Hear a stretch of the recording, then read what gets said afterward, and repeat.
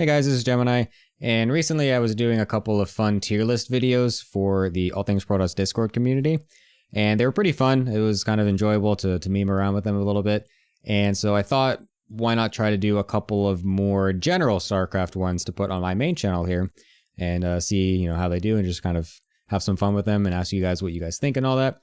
So yeah, I decided to do that. I got a couple that I'm gonna release here and there. And yeah, this is the first one that I'm going to do, which is the Protoss units from Wings of Liberty tier list.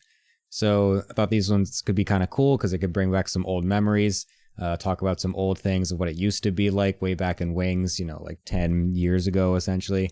And just kind of maybe run down some of the history even a little bit as well for some of the newer players that maybe don't play never actually played Wings of Liberty back then and stuff like that. So yeah, so it's going to be a little just kind of fun just to see what these things are like from back then. And yeah, that's the intro. That's the intro to the video. Let's go ahead and try it out. For the other ones, I found myself making an S+ tier for the other ones that I was doing. So I might end up randomly doing that at some point here too. I don't know exactly what I'll end up doing, but let's kind of go right into it here. So yeah, the first one right on the list, right at the start, is actually the Mothership. So that's actually an interesting one to even start with because, I mean, the Mothership is probably one of the most infamous units from Protoss from the early Wings of Liberty days, just because of the, of course, very famous Archon toilet. But we're going to talk about that last because that's obviously the most important part. But for a very long time in Wings of Liberty, Motherships were kind of just, terrible. No one really ever decided to make them because it felt like they didn't really do that much. It was like so expensive. A lot of the games were not even lasting that long in the first place because there were so many like 4 gates and whatever other cheeses that kept happening early game and stuff like that. So it's like felt like you never really had a chance to get to a Mothership. So it was kind of weird. There is also that really funny video. I should have found this one. There's this really funny video of Artosis playing against a Mothership rush for the first time. You guys should search that up. Search up like Artosis Mothership rush. I'm sure that pops up on YouTube. That is a classic video. That is so funny. But no, the Mothership was like so unused. It felt like for quite a long time, I think, until I'm pretty sure it was Kiwi-Kaki. Kiwi-Kaki was this was probably the most noticeable one. The most notable one from the early days that really kind of kickstarted the popularity. But the one Kiwi-Kaki versus Stefano game on Lost Temple, or maybe it was Shattered Temple, which I don't remember if they changed the edition or not by this point. But the one where he gets the huge vortex in the middle of the map after a ridiculously long game of tugging back and forth and whatnot. And gets the Archon toilet with all the Archons going inside. I feel like that was like the first time where everyone was kind of like, oh my god, what an insane strategy. So that was pretty cool. And then it obviously ended up becoming a very important part of the arsenal of the late game Protoss and stuff like that. So the Archon toilet was just kind of, a lot of stuff revolved around it. Even, I mean, Broodlord Infestor, one of the only ways that you would actually beat it in late game was to go for an Archon toilet and actually land it. So the Mothership, by the end of Wings, I put it very high, actually. I think it was very important once it got to the late game. I would put it at A, maybe even S. I feel hesitant to put it at S just because it is a bit niche in what it is, right? Because it really is just that late game scenario, whereas a lot of the other units can be more useful early game. So I'm going to stick it at A for now.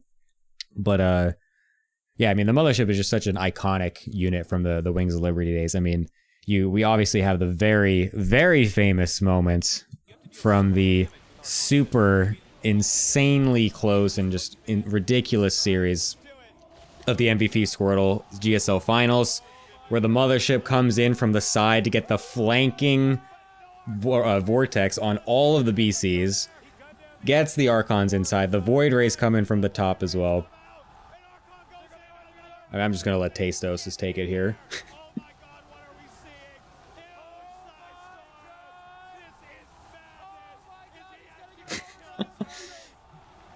I just love how much they're screaming. It's so funny. But I mean, it just had some absolute iconic moments. It was just a ridiculous unit. to just bring literally the most hype shit ever. I mean, this was such a ridiculous series as well. Just the fact that it became, obviously everyone talks about the proxy racks in the last game. This one obviously is something that everyone talks about as well. But it's very interesting too, because this was, it's 3-1 at this point. So if this maxed out BC army, which you almost never play against, by the way, in Wings of Liberty at this time, this was like not a common scenario whatsoever. The fact that if he loses this game, then he's just done and he's out of the tournament, because it's the final, so he's obviously losing, but whatever. He's out of he loses, and then he lands that insane play to keep him in it, and then will then go further over all the way to the final 7th game. Just crazy. A ridiculous moment. So, yeah, Mothership is solidly up there. Archon, I think, also goes along with it just because they are in tandem. You need the Archons to go into the vortex to essentially make it work.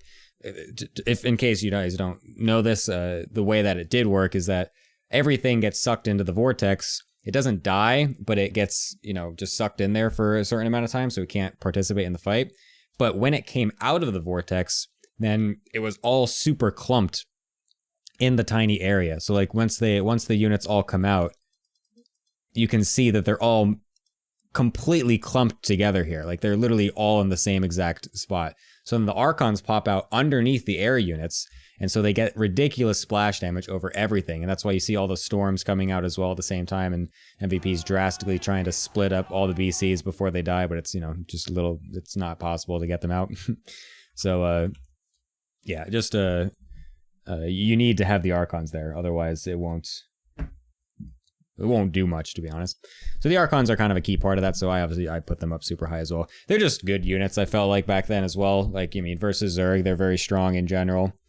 In PvP, you did eventually want to get them, although we'll talk about something else with PvP in a little bit once we get to this bad boy. But yeah, Archons were just kind of solid, I think. Maybe I'm overrating it a little bit. I feel like they were a bit expensive, but I feel like overall throughout Wings, Archons were not too bad, in my opinion. Carriers. So this one might come as a shock to some of you SC2 Zoomers here. The Carrier was absolute garbage. It was actually so bad. It was a terrible unit. I might even put it all the way down at D, because the Carrier was actually just way worse than what it is right now. Nowadays, people talk about the Carrier and how it's such an easy unit. I mean, back then it was still like, you just A-move it or whatever, but it didn't actually do anything even when you A-moved it back then, is the point. Nowadays, it's like you just A-move a bunch of Carriers and you just win the game. And people just talk about that, how it's so, it's so hard as a Zerg player to play against Max Sky Toss, Carrier, High Templar, yada yada. And I mean, back then that wasn't actually true. If you were massing Carriers in a late game PvZ or PvT, you were insane. You were actually insane. Like, they didn't do anything. They were so expensive. They didn't, I think it took forever for them to build, so it took just an insanely long time to actually get critical mass amount of carries that you would likely just die in the process of trying to get them. So yeah, they were actually just not good at all.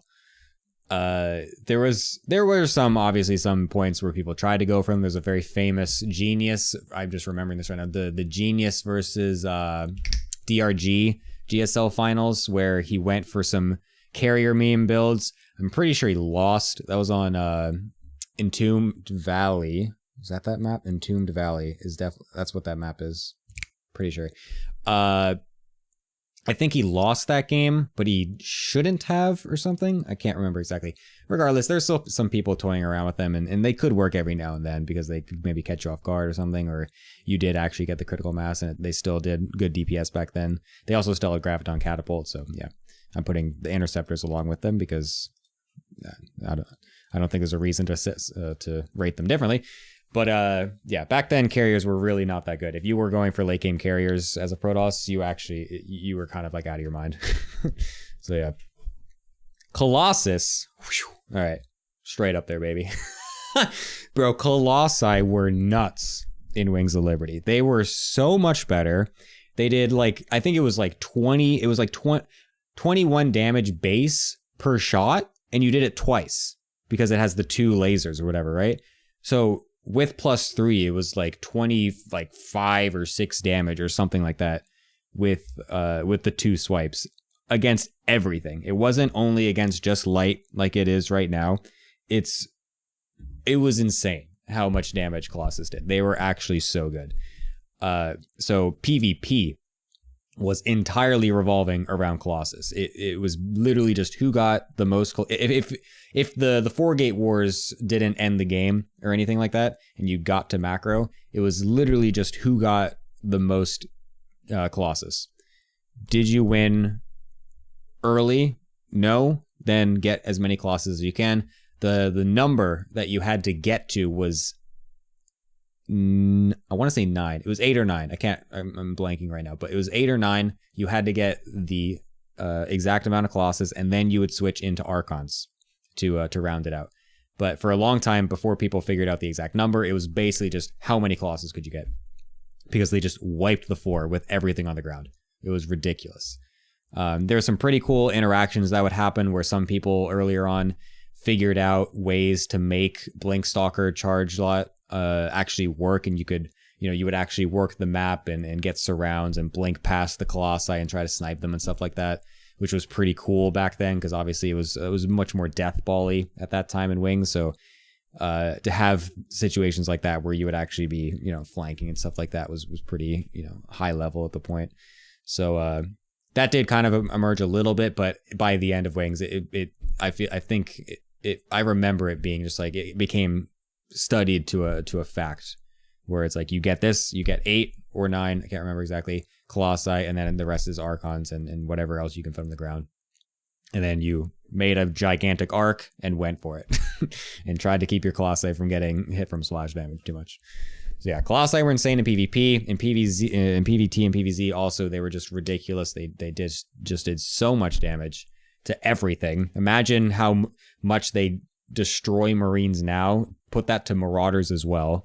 It was ridiculous. Put it to Roaches as well, by the way. Roaches just got manhandled by Colossi. Every time that I go back and play Wings of Liberty just for fun every now and then, and I experience Colossi versus Roaches again, I'm like, it's actually mind-blowing how much damage they do. It's so unexpected. So yeah, they were insane. High Templar were also very good. I mean, they were the secondary splash. I think I just have to put them up at S as well. I mean, it's just solid. I mean, for a long time, they were... Actually, I don't know if it was that long, but for a decent portion... No, it wasn't long at all. Yeah, for a little bit. I'll tone that back. Tone down the extremism there. For a bit, though, they were ridiculous because of the Kyderian Amulet upgrade, giving you Storm on a Warpin. You literally could do Warpin Storms at one point in Wings of Liberty, and it was the most broken shit imaginable. It was insane. It was so cool, though, as a Protoss player, to be able to do that, especially because you had maps like Zelnaga Caverns where it had the tasteless secret hallway behind the third base. It was basically just this ledge behind the third base where it's right on top of the mineral line, and so you could just have a pylon back there or a war prism. But back then, people didn't really make war prisms, and we're going to talk about that later. But it was mostly a pylon, because you didn't actually need forward pylon. You didn't need a gateway with a forward pylon. Every single pylon was just, you can warp in fast on all of them. So that was also a fun thing. So yeah, you put a pylon behind the third base on Zelnaga Caverns, you warp in Templar, and just immediately storm their whole mineral line. It was insane. It was totally sick. You warp in Templar, you go across the map, attack them, maybe lose the fight, fall back, you warp in Templar on the retreat, and instantly you instantly have storms ready again once they come across the map to try and counterattack you. It was so crazy. And obviously broken as shit. So they nerfed that, got rid of that, which is very sad because it was insane. But obviously good for the game. So that was awesome. But after that, they were still very good because Storm was just, in general, very, very good. It was the only real counter you had to them was EMP as Terran. And the Storm versus EMP battle was actually such an interesting interaction for so long in PvT. It felt much more nuanced than what it is now. Like there were Storm first builds that came out from like Parting, especially was the best at this, where you would, for the longest time, it was always Colossus openers because it was more safe, more solid. If you went Templar early and you just didn't get Storm out in time, you would just die. If you just didn't quite get a good Storm off, one or two, if they out microed you or something, then it's like, okay, you just die. But the Colossus was a much more stable opener. It made more sense. It was a bit less expensive overall with the tech as well. So for the longest time, you go Colossus. But then Parting came out with the way to actually go for a 2-base Storm opener to survive the different early attacks that would come down. And then he would just spread out on the map everywhere, Templar on every position, just always getting these crazy flank storms, getting, just pushing forward with Storm and then still having warp-ins storms that you warped in earlier. Because like you would go across the map with some of your Templar, you would then warp in some at home to build up energy. So then you still to the same extent of what I was talking about before with Chidarian Amulet, but it was obviously required more forethought and more strategy with it. So it was, a cool interaction. So then you go ahead and Storm, you fall back, and then you have Templar ready to help you on the back end. And then you warp in more to replace those, and then you kind of keep doing that. And then the EMP Storm dance was actually really interesting because it was very balanced in the way that it worked, where, you had to, it was a lot of just that interaction. So it allowed for a lot of cool things with Storm flanks coming around. You had to pay attention to different Templar going different ways. You had to make sure you were on top of the cloaked ghosts coming from different angles to get huge EMPs and stuff like that. So it was really cool interaction. So I kind of missed that a little bit, but Templar were definitely very, very strong. So they go up there. DTs were solid as well. I mean, you can always just win a free game with early DTs for the longest time in Wings of Liberty, just like you do in StarCraft 2. That's not really that, Legacy of the Void, StarCraft 2. So it's not really that unexpected that DTs are also still pretty damn good. So yeah, I don't know. They kind of just go up there. I don't really, DTs in general just kind of fit the same role that they did, or fit the same role that they do now. It was just like an early win kind of thing, or eventually you just have late game harassment and stuff like that. And they're just, very good. So yeah, I don't know. I put them at A, not S, just because I feel like the glass cannon aspect of it was more pronounced back then for reasons that I can't really say. Maybe that's wrong. I don't really know, to be honest. I kind of forget. Maybe you guys can remind me a little bit what the DT stuff was like. But yeah, I don't know. But I'm just kind of putting it at A, just like a feeler thing. Immortals. All right.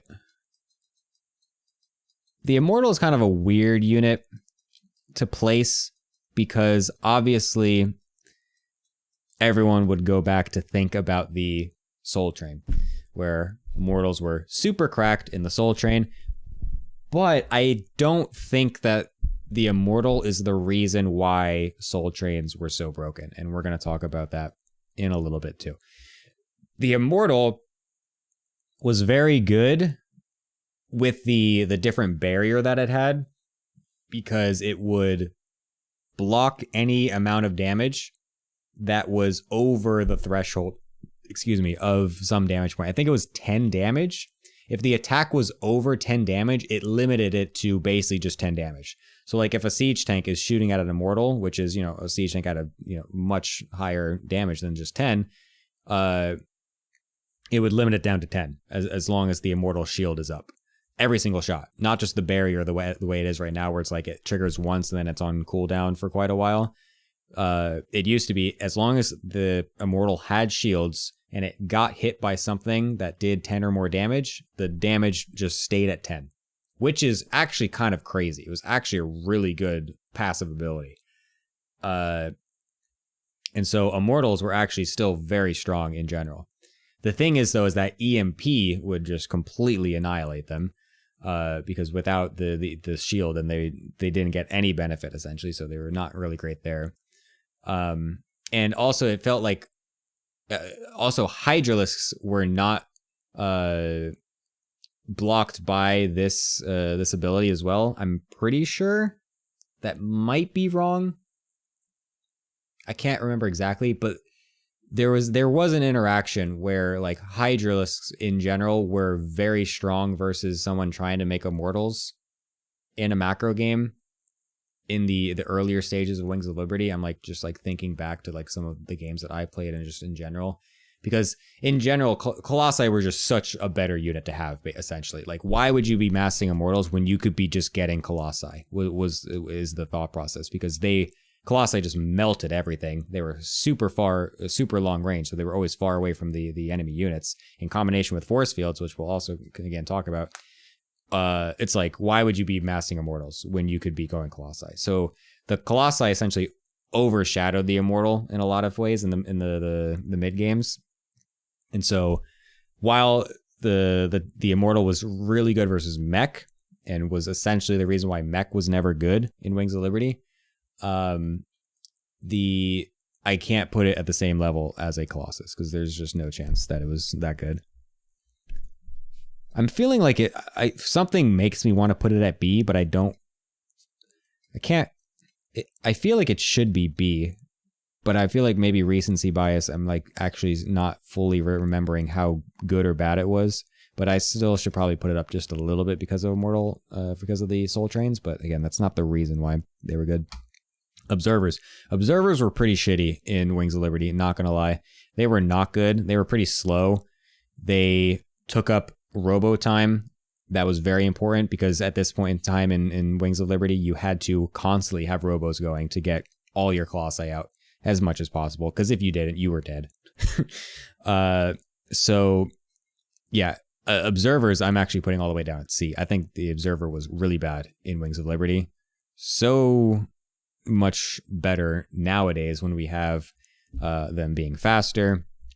We don't have strategies that are relying as hard on robo facility units as in the past. So in general, Observers were just not as good. So yeah, they're going to be going down there for me.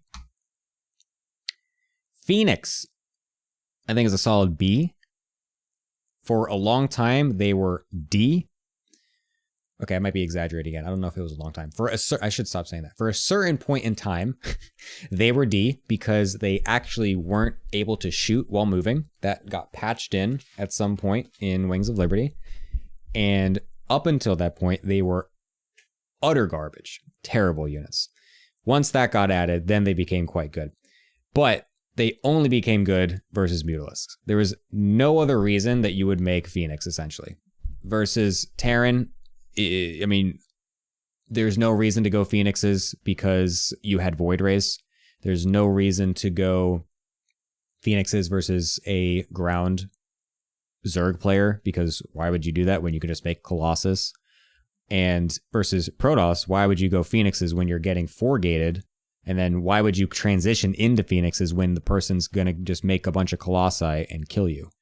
So the Phoenix actually really only was to defend against Mutalisks. And even then, they didn't do that good of a job because their range was still bad. This was before, I'm 99% sure they did not have the range upgrade at this point in StarCraft 2's existence. That could be wrong. I could be remembering. I didn't think to look that up.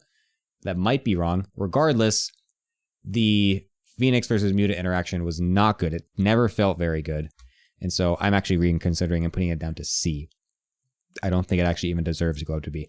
The thing, though, that I did by the end of Wings of Liberty, I had this super sick strat where I would do a PvP 3-gate Phoenix all-in, and it was so good. I had it nailed down so well. It was crazy. Wait a minute, I'm lying. That was Heart of the Swarm. Never mind, that was Heart of the Swarm. Fuck Phoenix, they were shit. Probe. This is a weird one to write just because it's a worker. I mean, I guess I could like pair this with pylons and like cannon rushes and like 4-gates and stuff. In which case, I guess it would be S, but I don't. Do I want to do that? I don't really know.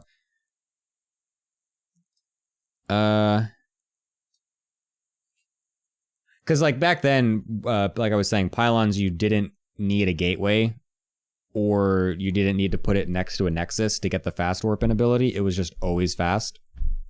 So you could just build pylons anywhere on the map, and you could always get a fast warp in like that to do counter harass or multi-prong or anything or whatnot. So that was really good, obviously. But again, that's a pylon. That's not a probe. So I don't know, whatever. You can make the distinction if you want. I don't care. But as a general worker unit, I always kind of felt it was just kind of B. Just like, you could regen the shields, which is cool. You don't need to keep it mining. Sorry, you don't need to keep it building. You can send it back to mine, which is good, obviously. I don't know. Some people get like angsty about where this probe goes on the other tier lists. I don't know. I don't give a crap. I'm just putting it there. Also, the other thing with cannon, with the 4 gates and stuff like that, is that the pylon radius. I feel like the pylon should be here instead of the probe, because the pylon would be S. I'm gonna just say this is a pylon. This is actually a pylon. Pylons are S tier in Wings of Liberty because you could have fast warp-ins no matter where you are, and it had high ground warp-ins. So if you put a pylon on the low ground, it went to the high ground. The warp radius went up to the high ground. So all you needed to do was to put a freaking pylon on the low ground underneath their ramp, get vision for half a second, and you spam your warp gate on the high ground, and you have warp gate units spamming right into their main base from the beginning of the 4 gate. It was crazy. It was absolutely ridiculous. The fact that you could warp in no matter where as well, without a proxy gateway next to it, also made up the Korean 4 gate, because the original 4 gate versus 4 gate interaction, it's just a 4 gate because you're just 4 gating with stalkers and zealots, and you're trying to break up their ramp and you try to kill them, right? But then the Korean 4 gate was you get exactly 50 gas to get warp gate, take out of gas, and then have a probe spamming pylons in their base while you get 4 gateways up. And all you needed was 1 pylon to get up, because you didn't need anything else to help with it with a fast warp in. All you needed was 1 pylon to get up. You're chronoing the crap out of warp gate, and you get 4 zealots into their base, and you defend the pylons, and then you just keep rallying zealots. And it was crazy. It was super strong. People didn't know how to deal with it for a while. So yeah, that was also a great thing for the pylon there. So putting it up at S. I'm making this the pylon. Okay, sentries. Sentries are also S. I need an S+ tier. This happens every time. At or above. I need S+. There's too many S's.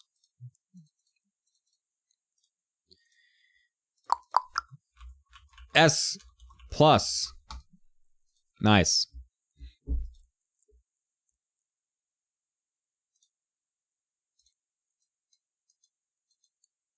Is that my is that what I did? Is I made an S+ just to differentiate pylons from the other 3 Protoss units? Am I overrating these Protoss units?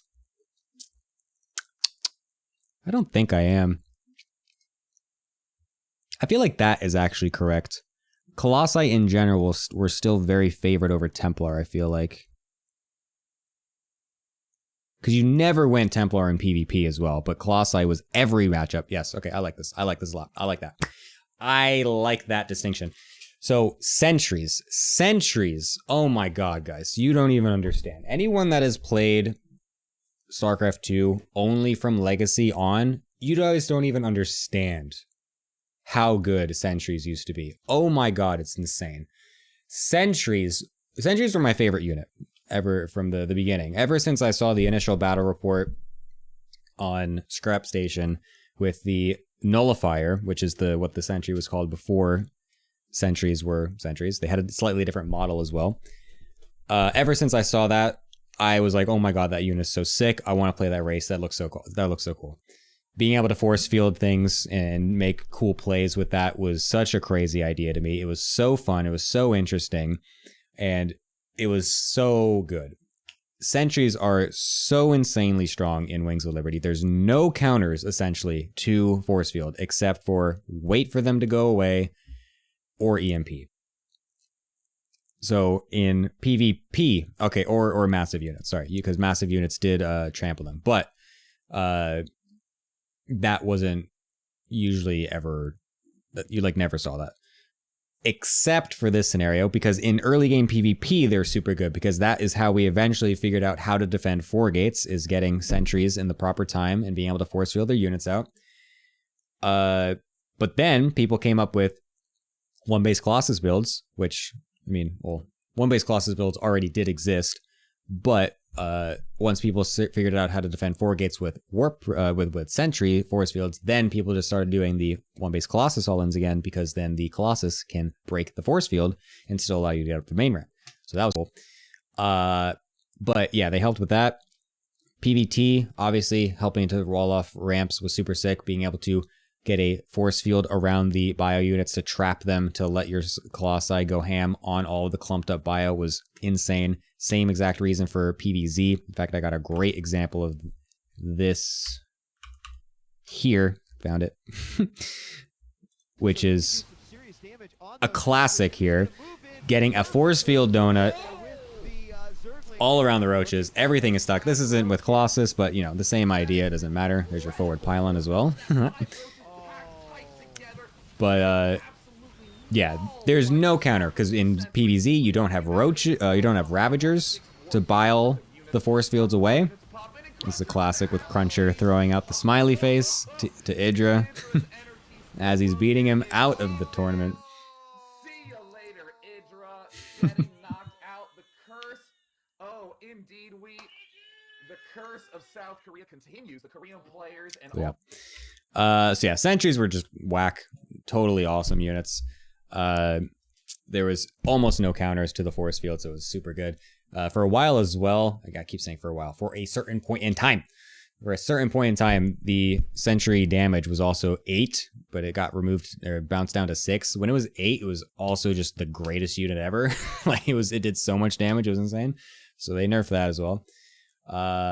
Guardian Shield is just an incredible ability that has never been changed. The only thing that was not that good was Hallucination. Hallucination originally was actually an upgrade that you had to get to then be able to hallucinate things. So that was something that was not explored for a long time, but there was a couple builds that would come out and incorporate that a little bit, which was pretty cool. But force fields is the reason you got sentries. People got so many sentries in Wings of Liberty compared to now. It's honestly very sad, because I think sentry-based play is very fun and interesting. Obviously I'm a Protoss player, so I'm sure all the players that I did all those sentry things to 10, 12 years ago, 13 years ago, would have a different opinion of that, because they couldn't move their units around. But I think it made for very interesting early game play. I think it's very cool watching sentries do what they do. And I think nowadays it's a thing that we don't get to appreciate as much anymore, because sentries are really not impactful in the way that they were in Wings of Liberty. You don't really see the sick force field plays anymore, which I think is a little sad. I think sentries were just the coolest unit ever. They're just so awesome. Blink Stalkers are B. Stalkers were B. They were just middle of the ground, whatever units. They didn't do very good damage. They shot much faster, by the way. They were reworked a little bit in Legacy of the Void. They shot faster. They had less damage. And that was it. So they were mid. They were mid. There's people that could do good Blink Stalker micro, which was super cool. In PvP, there was a lot of Blink versus Blink styles as well that became very interesting. Obviously, it was still very important to be able to blink in PvT, to be able to like snipe off Vikings and stuff like that, free positioning and whatnot. So I mean, yeah, they were essentially still good. They're not bad. They're not the worst unit, but a lot of people did say they were terrible. They definitely weren't the crazy good unit, insane unit that they were in Heart of the Swarm during the Blink era. They weren't as good in Legacy of the Void in some areas as well. So yeah, they're just kind of right there. Void Ray, I think Void Ray is also an interesting one. I'm putting it at B, because there was things with the Void Ray that make it very good, but then it became very bad. Because in the early stages, it was a very good unit where you would have you could do proxy Void Ray all-ins, which was very good. The maps themselves were also just very small and close together with their bases. So you could do I should mention that their mechanic was totally different as well. It was, you had to shoot, they charged up as they shot. So as long as you were attacking something, it became more and more powerful.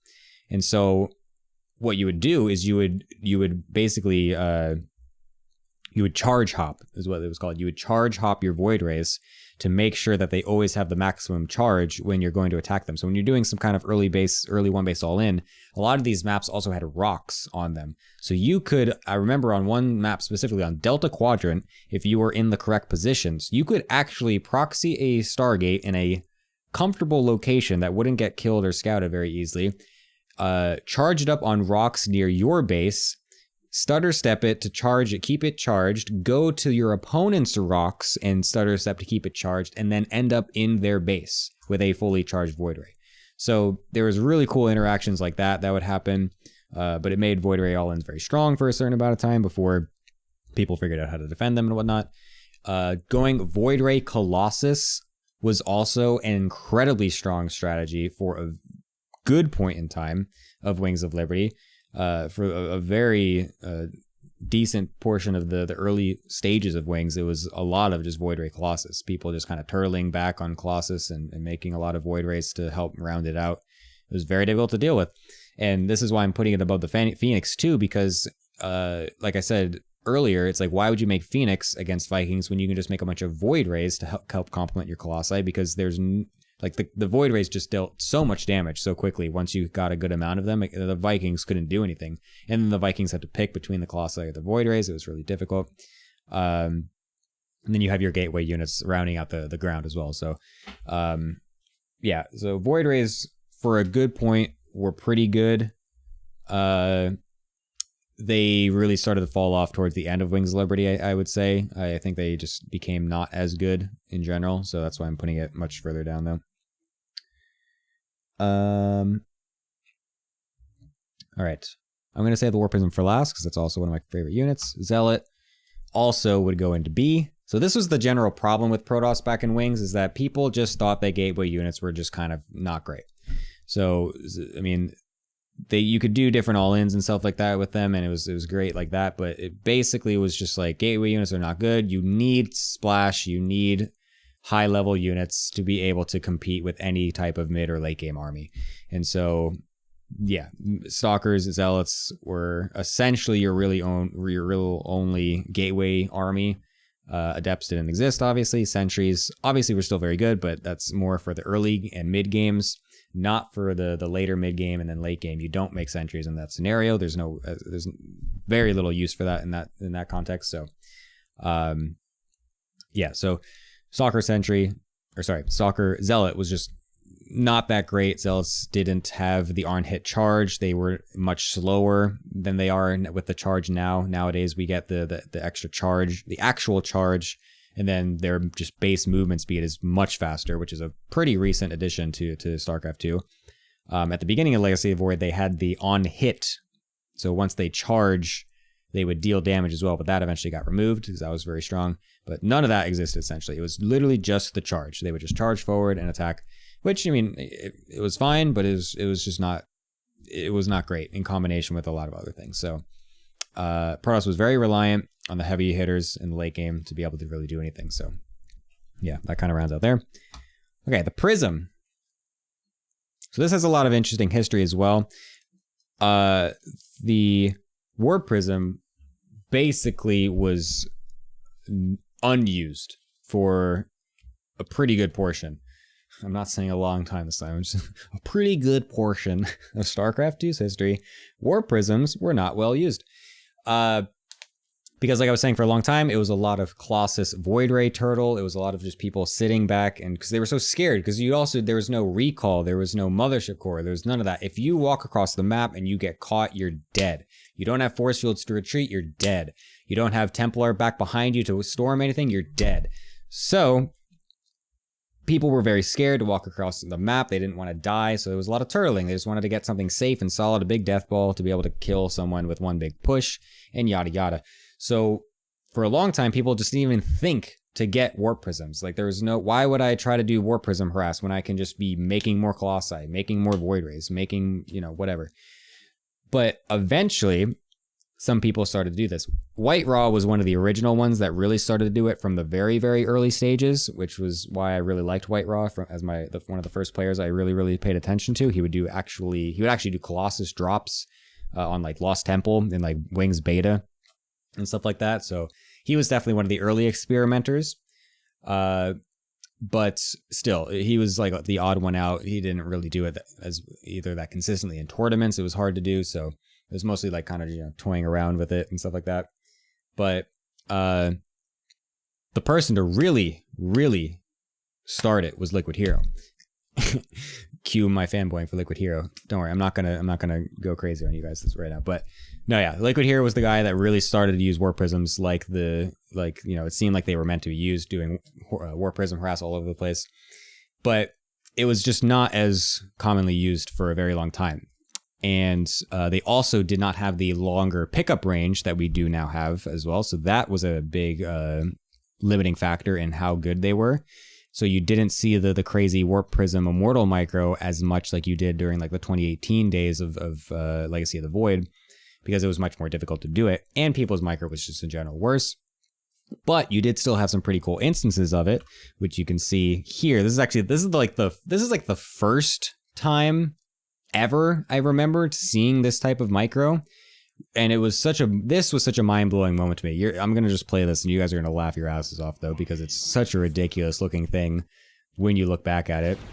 This is from Next Sickness. This is the first guy. He was a Korean.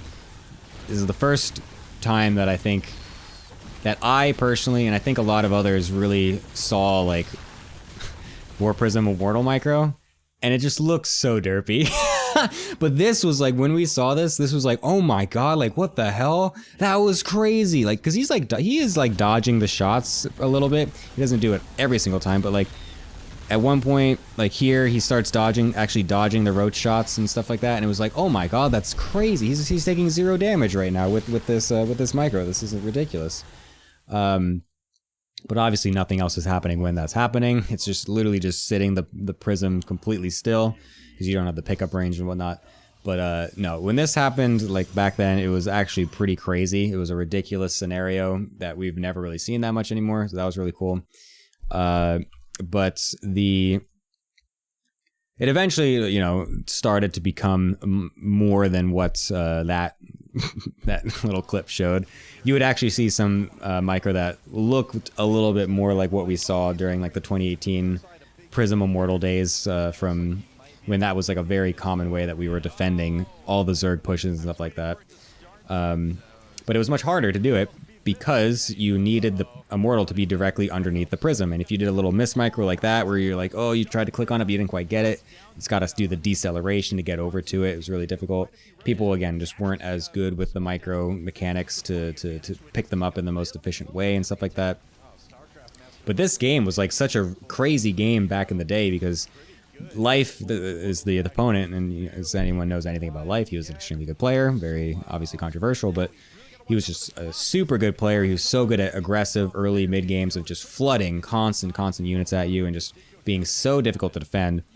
And this is just one of those early games where early examples where it's using this crazy Warp Prism micro that you didn't really see that much, but it did exist back then. It was more difficult and harder to do, obviously, but it was something that happened. But yeah, this is one of those early examples of what I was talking about. He's able to pick up the Immortals pretty decently. They're all going crazy for it, like, oh my god, it's got like 40 kills between them. Like, oh my goodness. Because you just didn't really see this back then. This was actually a very unique game to witness. Here was really one of the only ones that was using prisms in this way. I mean, I got plenty of stories to talk about with Hero and War Prisms, but I'm not gonna do it just so I don't bore you guys. This is not a Liquid Hero video, but I gotta, throw in a little bit for the thing. Eventually, finally loses one. This was after like a whole another like 2 minutes as well, by the way. I didn't show the whole thing, but he had saved these Immortals from even much longer ago as well. So he eventually wins this game despite being down like 50, 60 supply the whole time. But yeah, so War Prisms basically were not very used for a good portion of Wings of Liberty. Even when they did start getting used, it was really only a few people in general that was using them to their fullest potential, in my opinion. Liquid Hero was really the best one at it. Using double prism on both sides of the map as well in late game to really pull your opponent off guard and just pull them thin when they're just turtling with Broodlord and Fester and stuff like that. Like, no one really played it like that except for like Hero and some others. So they were still pretty good, but it's just they were not the unit that they are now. So yeah, I'm putting that at a B is what I'll put it at.